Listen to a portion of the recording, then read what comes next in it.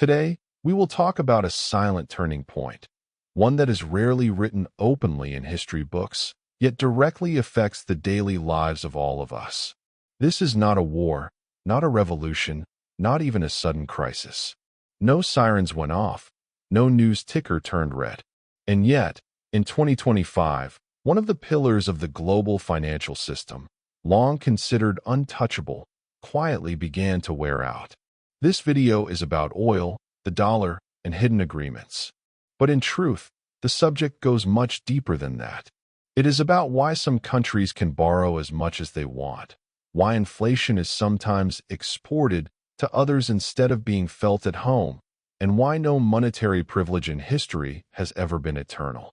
You see, history often does not change with loud explosions. It changes quietly. Sometimes a single agreement is simply not renewed, an old trust slowly retreats, and mechanisms that have worked like clockwork for decades begin to lose their power. The year 2025 became exactly such a silent period for the world. No alarm bells were rung. No emergency headlines appeared in the news. We were all busy with our usual daily routines. Yet, whether we felt it or not, at the very center of the global financial system, the cornerstone that had held everything together for decades had begun to lose its function. One of the most important factors behind the United States' more than half-century-long global dominance is the system of trading oil in U.S. dollars. This mechanism has shaped not only trade flows but also power balances between states, debt relationships, and inflation rates, often in ways most people never consciously feel. To understand the essence of this system, we must look back at the dramatic changes of the early 1970s. The end of the gold standard. On August 15, 1971, President Richard Nixon announced the suspension of the dollar's convertibility into gold. During the Bretton Woods era, the dollar's link to gold limited how much currency the United States could print. Once this link was severed, a crucial question emerged. Why should the world continue to accept the dollar? The birth of the petrodollar. The answer was found not in economics, but in geopolitics. In the mid-1970s, the United States formed a strategic alliance with Saudi Arabia. The Saudi side agreed to sell oil exclusively in U.S. dollars. In return, the United States committed to guaranteeing the regime's military security and protecting its position in the region. Global dependency. This model spread to other oil-producing countries through OPEC. By tying oil, the primary driving force of modern civilization, to the dollar, history witnessed for the first time a system that created artificial and sustained global demand for a single country's currency. Thus, the dollar was no longer backed by gold, but by the world's most critical energy resource. When we analyze the last decades of global financial history, we encounter a unique era of hegemony in which the U.S. dollar played the role of the central axis.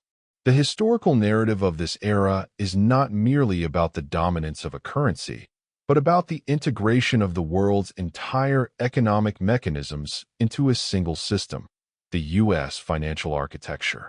The main pillars of this historical epoch can be examined through the following analytical framework: industrial dependency and the era of exorbitant privilege. The transformation of countries such as Japan, Germany, and China into industrial giants was, paradoxically, built on dollar dependency. To run their factories, these countries first had to obtain U.S. dollars. This structure granted the United States an unprecedented advantage in economic history. Despite running massive trade deficits and consuming more than it produced, the country never faced a currency crisis. Internal mechanisms of the system and strategic gains. This system provided the United States with three major historical advantages. First, the dollar's safe haven status allowed the U.S. to borrow unlimited amounts at low interest rates. Second, by exporting its domestic inflation to the rest of the world through the dollar, the U.S. protected its internal market. Third, even as domestic production weakened and factories moved abroad, Cheap imported goods artificially maintained a high standard of living for the American population. Erosion of trust and a geopolitical turning point. The breaking point of this historical narrative emerged in the early 2000s. From that period onward, the dollar's share in global reserves began to decline. The main factors behind the system's erosion include the use of the financial system as a political weapon, sanctions, and the United States' debt burden reaching levels that are no longer sustainable. This situation pushed countries around the world to question the element of trust and seek alternative financial centers, signaling the end of an era. As an additional note outside formal sources, it can be said that this process is often described in modern economic literature as de-dollarization, although it is recommended that this information be independently verified. Since the 2020s, it feels as though everything in the world has begun to change more rapidly, and we are now experiencing this distancing process more deeply. Major economic powers are no longer acting discreetly, but more openly and boldly. For example, Saudi Arabia and China now increasingly prefer to use their local currencies in oil trade, while India is searching for new trade routes that do not operate under the shadow of the dollar. Even central banks have begun the largest gold accumulation of recent decades to protect their reserves. In truth, none of this caused an immediate catastrophe, but it sent all of us a very clear message. The world no longer trusts the old system in which the dollar was the sole and unchanging center. The petrodollar framework that once seemed unshakable is now quietly being restructured, and we are witnessing a symbolic turning point. The dollar-centered order we have been accustomed to for decades is fading into the past, and we are entering a new, more complex phase. Let us take a closer and more sincere look at the economic changes unfolding around us. Sometimes economics can feel distant and overly complex, but in reality, each of these developments directly touches our daily lives, our wallets, and our future. The key point is this. When global demand for a particular currency, such as the dollar, declines, that money does not simply evaporate and disappear. Trillions of dollars that were held abroad for decades gradually return to their source, the U.S. economy, creating serious pressure there. This is not merely a reshuffling of numbers. We feel its real impact in shops and markets.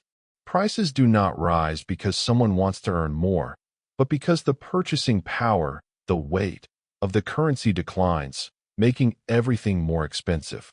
As a result, basic necessities such as food and energy consume a larger share of our income, while savings accumulated over years lose their value until wages can catch up with this pace.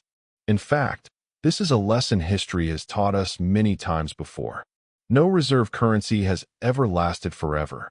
Spain's silver system collapsed under the weight of wars, the Dutch guilder faded as the global balance of power shifted, and the British pound declined under the burden of imperial costs. What we are seeing today follows the same sequence.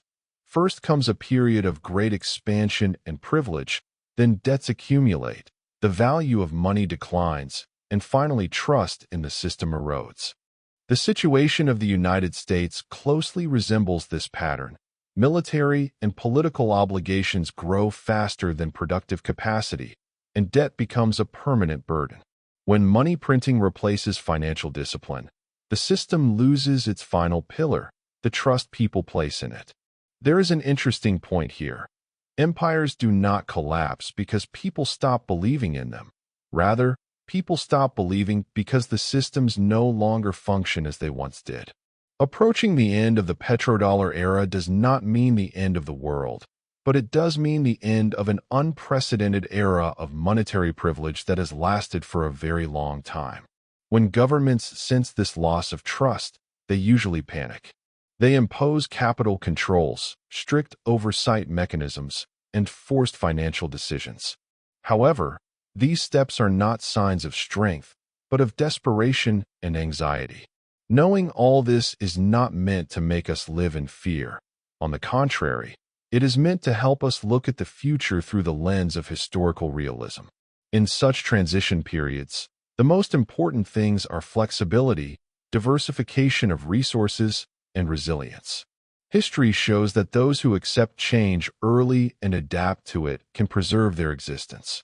Those who insist that everything will return to the old order usually face the harshest consequences. This does not mean everything will collapse tomorrow. It simply means it is time to accept that systems are changing and to prepare for the new reality. The character of the next phase will not be defined by titles, but by how power, trust, and value are redistributed. History may not repeat itself verbatim, but it rhymes with astonishing precision. Those who analyze the past gain new perspectives. Those who ignore it are doomed to relive the same historical lessons. This is the fundamental truth taught to us by the current silent turning point. Thank you for watching us. If this topic was interesting to you, don't forget to like the video, subscribe to the channel, and activate notifications. In the upcoming videos on this channel, we will take a deeper look at history, economics, and the major processes shaping the world. Your opinions are important to us as well. Share your thoughts in the comments. Remember, those who understand the past build the future more correctly.